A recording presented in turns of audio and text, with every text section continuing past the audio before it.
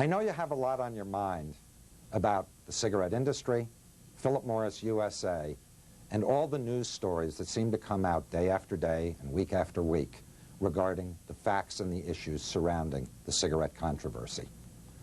We try as much as we can to get out and be with you personally to talk about these facts and the situation, but that's obviously difficult, if not impossible.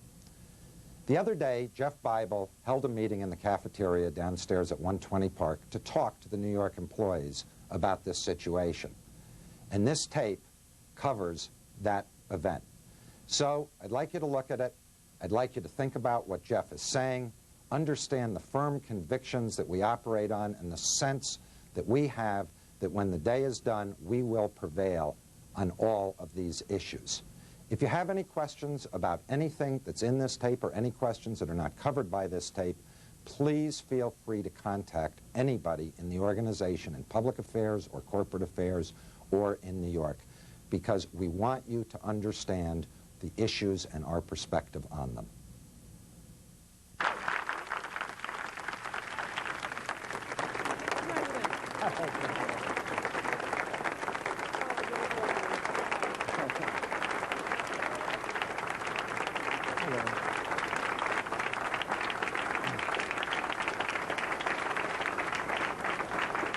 Thank you.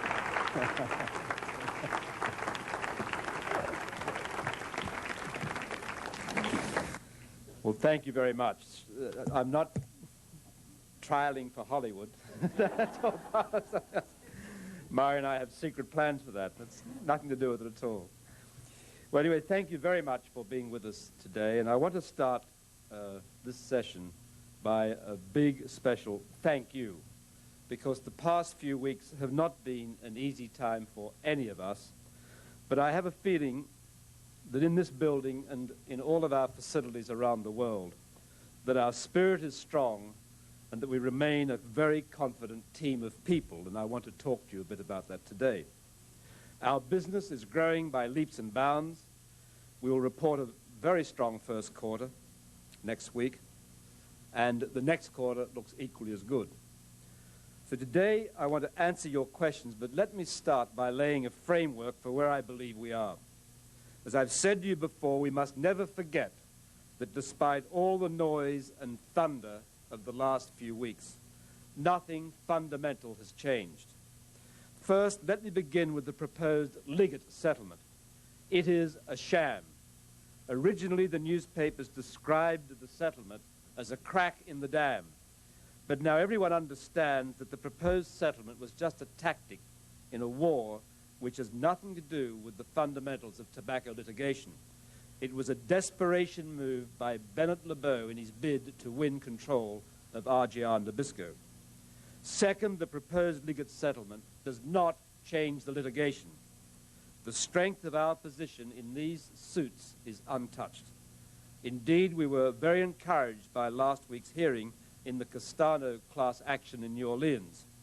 The investment community and even the press agreed that the court seemed skeptical of many of the plaintiffs' arguments.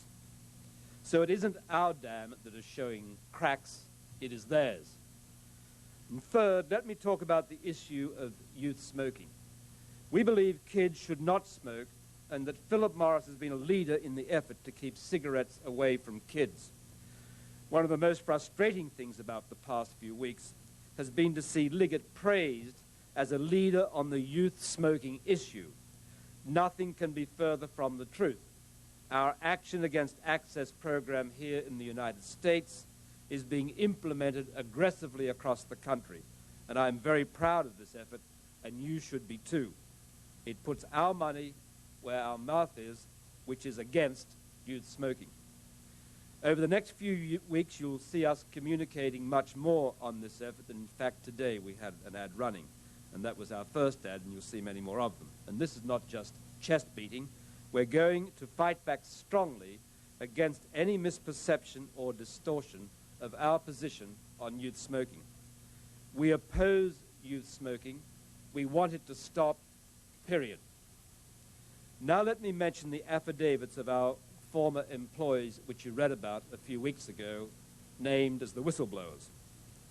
Our opponents handled these affidavits with real public relations skills. The affidavits were given to reporters and not to us.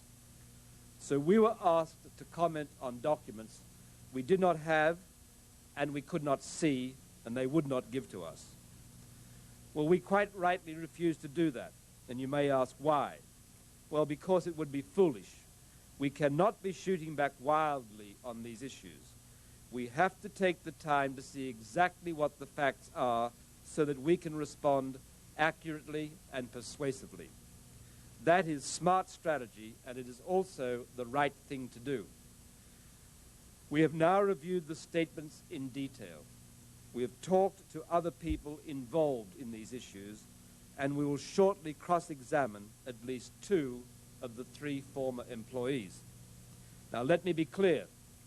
We are completely confident that the affidavits not only have been misrepresented by our opponents, but that they also contain errors of fact and many incorrect assertions. We'll go into this in detail after the depositions and after we have submitted our formal response to the FDA, and not before. But let me assure you, I am confident that these statements will not undermine the fundamentals of our position, which has been stated repeatedly and restated in the ad we ran 3 weeks ago. So let me state it yet again.